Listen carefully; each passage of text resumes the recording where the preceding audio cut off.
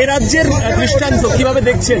আমি সকালেই খবরটা পেয়েছি, অত্যন্ত ভালো পদক্ষেপ।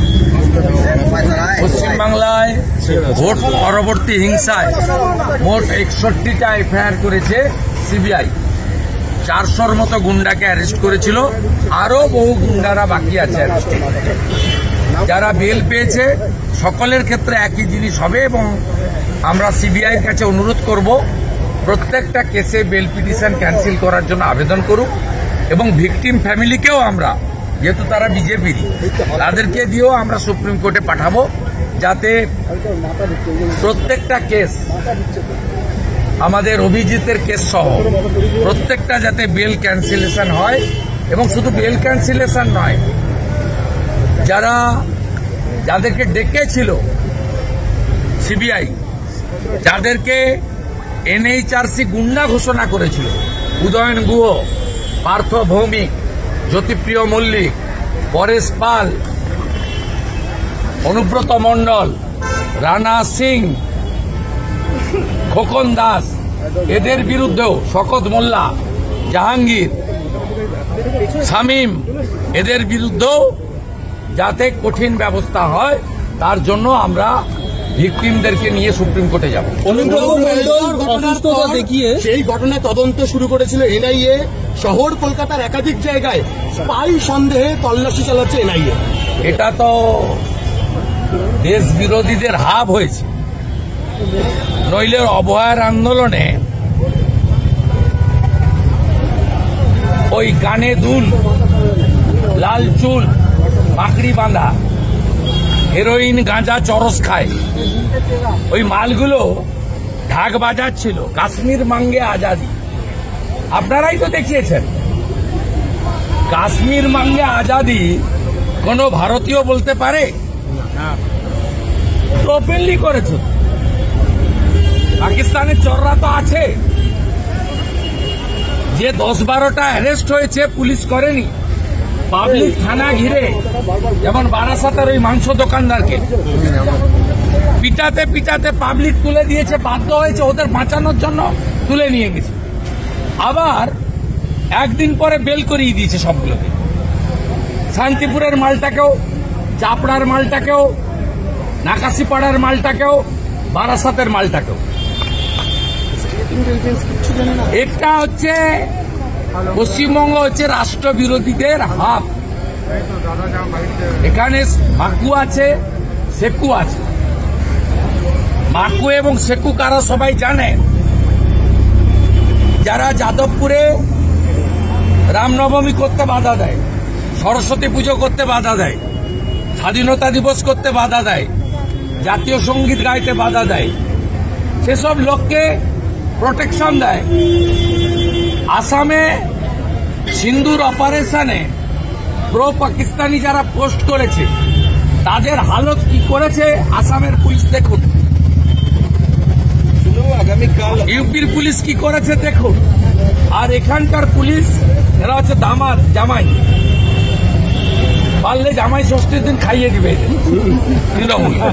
শুভেন্দুদা, অনুব্রত মণ্ডল অসুস্থতা দেখিয়ে পুলিশি হাজিরা এড়ালেন, কিন্তু অথচ তিনি গেলেন পার্টি অফিসে, আইনজীবীদের পাঠালেন। কালকে যা বলার বলে দিয়েছি, ও বেলেবল সেকশনে কোর্টে সারেন্ডার করবে, বেল পাবে। আর আইসি বোলপুর সাসপেন্ড। পুলিশের কোনো দল তো বসেই থাকে। দলের মালিক বলছে মোদিজিকে নিয়ে যে ভাষা, তো মহিলাদের আক্রমণ। সিঁদুর নিয়ে যে কথা মমতা ব্যানার্জি বলেছে, সেই কথাটা কি গ্রহণযোগ্য? আপনারা মমতা ব্যানার্জিকে চ্যানেলগুলো ভয় করেন, নইলে অ্যাডভার্টাইজের ভয় করেন। ওই জন্য আপনারা মমতা ব্যানার্জিকে লঘু করিয়ে আপনারা অনুব্রতকে বড় দেখাচ্ছেন। মমতা ব্যানার্জিও মহিলাদের অপমান করেছে, আর অনুব্রত মণ্ডল সরাসরি আইসি বোলপুরের স্ত্রীকে, মাকে রেপ করবে বলেছে। আর কি বলবো, নিরাপত্তা নিয়ে কথা হচ্ছে। এদিকে বাসন্তীতে এখানে যোগী আদিত্যনাথ বা হেমন্ত বিশ্ব শর্মা থাকলে না, ওর সব চামড়া উঠে যেত। এতক্ষণে লঙ্কা লাগিয়ে ধোঁয়া ঢুকানো হতো নাকে। সংশোধনাগার এখন জেলে থাকার পর কোনো সংশোধন হলো না, হবে না তো। আজকে ঘুষখোরার প্রাক্তন ভাইস চেয়ারম্যান নিত্যানন্দ চ্যাটার্জি একটা স্টেটমেন্ট দিয়েছে, দেখবেন। তিনি পুরনো তৃণমূল, তিনি অনুব্রতকে ধমক দিয়েছিলেন বলে অ্যারেস্ট হয়েছিলেন 2020 সালে। তিনি বলেছেন মমতা ব্যানার্জির জন্যই অনুব্রত তৈরি হয়েছে। তো তিনি বলছেন কোর কমিটি হয়েছে বীরভূমে, chairman Ashis Banerjee, deputy speaker Mamata ব্যানার্জির সঙ্গে প্রথম দিন থেকে আছে, বিধানসভার ভাঙাতেও ছিল। আশিস ব্যানার্জির ফোনে ফোন আসেনি, ফোনটা এসেছে অনুব্রত মণ্ডলের ফোনে। মেসেজ খুব ক্লিয়ার যে অনুব্রত মণ্ডল আমি তোমার সঙ্গে আছি। অনুব্রত মণ্ডল যা করেছে, যা করছে, যা বলছে, এটার জন্য যদি কেউ দায়ী থাকেন একমাত্র মমতা ব্যানার্জি। কারণ উনি যখন বলেছিলেন পুলিশ অফিসারকে সামনে দাঁড়িয়ে পঞ্চায়েত ভোটের সময় এক্ষুনি গ্রামটা জ্বালিয়ে দেব, সেদিন ব্যবস্থা নেননি। যেদিন বলেছিলেন পুলিশের গাড়িতে বোম মারো, সেদিন ব্যবস্থা নেননি। আজকে নেননি বলে আজকে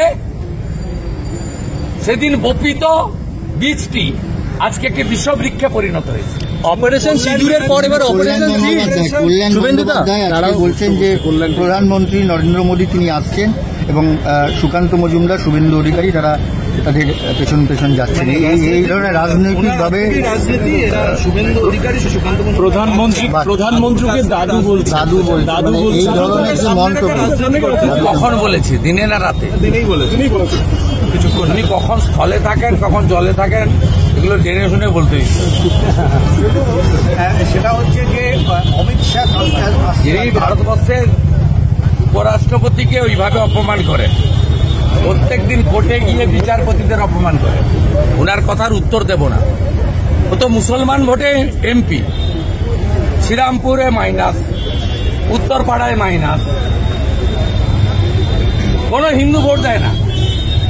লোকসভা নির্বাচন 2019-2024 হিসাব দেখবেন, শ্রীরামপুর, উত্তরপাড়া, কোন্নগর সব পৌরসভাতে হারে, আর জেতায় কে? ডোমজুড়, জাঙ্গিপাড়া, জগৎবল্লভপুর, মোল্লারা জেতায়, কোন ভদ্রলোককে ভোট দেয়। গ্রেফতার করেছে কলকাতা পুলিশ, গুড়গাঁও থেকে গ্রেফতার করা হয়েছে, তার বিরুদ্ধে অভিযোগ সোশ্যাল মিডিয়া। ওনার মন্তব্য নিয়ে আমি কোনো কথা বলবো না। আমরা স্বামীজির বাড়ির সামনে দাঁড়িয়ে আছি। স্বামীজি সবসময় আমাদের শিখিয়েছেন নিজ ধর্মে আস্থা রাখো, অপর ধর্মে শ্রদ্ধা করো।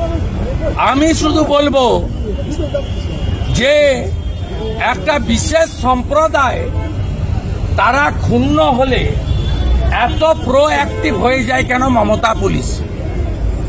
আমরা 200 এফআইআর করেছি মহুয়া মৈত্রর নামে। কালী ঠাকুর সিগারেট খায়, কালী ঠাকুর মদ খায়, কালী ঠাকুর গাঁজা খায়, তারাপীঠের মা কি কি সব খায়, আপনাদের একটা টক শোতে বলেছে। 200 এফআইআর হয়েছে, মহুয়া মিত্রকে টাচ করেনি। ছাওনি ঘোষ যুবনেত্রী নাকি, তিনি মহাদেবের শিবলিঙ্গকে তার ফেসবুকে কি পোস্ট করেছিলেন আমি মুখে আনতে পারবো না। হিন্দু বাড়ির ছেলে, একাধিক এফআইআর রয়েছে, তার বিরুদ্ধে ব্যবস্থা হয় না।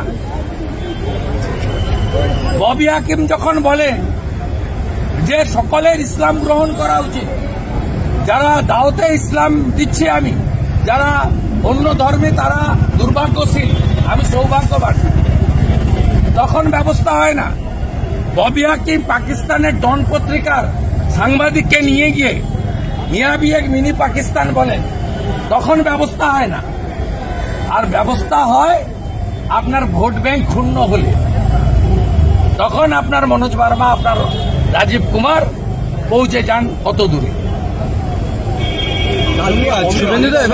অমিত শাহজি আসছেন, দিনের মধ্যে প্রথমে প্রধানমন্ত্রী, তারপরে দুদিনের ব্যবধান। টার্গেট কি এবার পশ্চিমবঙ্গ? টার্গেট কি পশ্চিমবঙ্গ? পশ্চিমবঙ্গ টার্গেট তো ডক্টর শ্যামাপ্রসাদ মুখার্জির মাটি, এখানে বিজেপি না এলে তো বৃত্ত সম্পূর্ণ হবে না। বিজেপি একমাত্র পার্টি যে একজন বাঙালিকে ফুল দিয়ে প্রণাম করে কর্মসূচি শুরু করে। নিউ ইয়র্কের বিজেপিও করে, ওয়াশিংটনের বিজেপিও করে, কাশ্মীরের বিজেপিও করে, তামিলনাড়ুর বিজেপিও করে। তার নাম ডক্টর শ্যামাপ্রসাদ মুখার্জি। ডক্টর শ্যামাপ্রসাদ মুখার্জির মাটিতে যতক্ষণ না বিজেপি সরকার হচ্ছে, পদ্ম ফুটছে প্রত্যেকটা গ্রামে, ততক্ষণ তো বিজেপির যে জয়ের বৃত্ত, মোদিজির যে জয়ের অশ্বমেধের ঘোড়া, যা 20টা রাজ্য পেরিয়ে 21টা রাজ্যে ঢুকে গেছে এনডিএ সরকার, এই বৃত্ত সম্পূর্ণ হবে না। তাই নরেন্দ্র মোদীজি সহ ভারতীয় জনতা পার্টির নেতৃত্বরা বরাবরই চান ডক্টর শ্যামাপ্রসাদ মুখার্জির মাটিতে বিজেপি জিতুক। ভোট অনেক দেরি আছে, 8 মাস আগে এর সঙ্গে ভোটের সম্পর্ক নেই। অমিত শাহজি এর আগেও এসেছেন, গত 27 অক্টোবর এসেছেন, একাধিক কর্মসূচিতে এসেছেন, সরকারি প্রোগ্রামে এসেছেন, রিজিওনাল মিটিং করতে নবান্নতেও গেছেন, পেট্রোপল সীমান্তে গেছেন, 3 বিঘা করিডোরে গেছেন।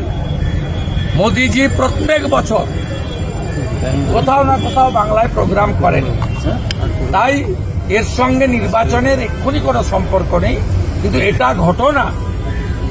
আমি 5 বছর ভারতীয় জনতা পার্টিতে থেকে জাতীয় নেতাদের সংস্পর্শে এসে বুঝেছি, যতক্ষণ না পশ্চিমবঙ্গে বিজেপি সরকার হচ্ছে, ততক্ষণ তাদের যে রাজনৈতিক ইচ্ছা সেটা পূরণ হচ্ছে না। এই বৃত্তকে, জয়ের বৃত্তকে সম্পূর্ণ করতে গেলে বাংলা জিততে হবে। এটা মোদিজি পারবে। আপনারা সবাই বলেছিলেন হরিয়ানা হারবে, হরিয়ানাতে বিজেপি জিতেছে। শুভেন্দুদা, আপনারা সবাই বলেছিলেন মহারাষ্ট্রতে হারবে, 3/4 মেজরিটিতে জিতেছে। আপনারা সবাই বলেছেন ফ্রি ফ্রি ফ্রি, কেজরিওয়ালকে কেউ হারাতে পারবে না। 27 বছর ওখানে বিজেপি সরকারে ছিল না, সেখানে ভারতীয় জনতা পার্টি ব্যাপকভাবে জিতেছে। তাই পশ্চিমবঙ্গে 39% ভোট, 2,33,27,000 ভোট যে পার্টি পেয়েছে, সে পার্টির আর 30 লাখ ভোট দরকার, 5% ভোট দরকার। আমরা হিন্দুদের বলবো, বাড়ি থেকে বেরিয়ে এসে ভোট কেন্দ্রে যান, শুধু ভোটটা করুন। আপনারা যে অ্যাবসেন্ট হন, লাস্ট নির্বাচনে হিন্দুদের মধ্যে পোল হয়েছে ভোট আপনার 68%, মুসলিমদের মধ্যে পোল হয়েছে 91%। হিন্দুরা যদি 80% ভোটদান কেন্দ্রে যায়, তাহলেই এই রাজ্য থেকে এই জঞ্জাল, এই নর্দমা, এই যে একেবারে কীটপতঙ্গ যারা রাজ্যটাকে ধ্বংস করছে, তাদের হাত থেকে বাংলাকে বাঁচানো যাবে। এবং 7টা বিন্দু প্রধানমন্ত্রী বলেছেন আলিপুরদুয়ারে, সেই বিন্দুতে স্বচ্ছ চাকরি নিয়োগ থেকে শুরু করে, সীমান্তের বেড়া থেকে শুরু করে, রোহিঙ্গাদের খেদানো থেকে শুরু করে, নারী সুরক্ষা থেকে শুরু করে, বিকাশ উন্নয়নের কথা তিনি বলেছেন। এটা সম্পূর্ণ তখনই হবে যখন বিজেপি সরকার। উদয়ন গুহ বলছেন অমিত শাহ সিভিল ব্যাচার কোম্পানির মার্কেটিং ম্যানেজার। সেই চক্র দেখা যাচ্ছে, আজাদ হোক কিংবা কিংবা এই খড়দা সোদপুরে অদিতি, সন্দেহ করা হচ্ছে এরা কিংপিন ছিল, অনুপ্রবেশ চক্রের কিংপিন ছিল। আসল কুইনপিন মমতা ব্যানার্জি।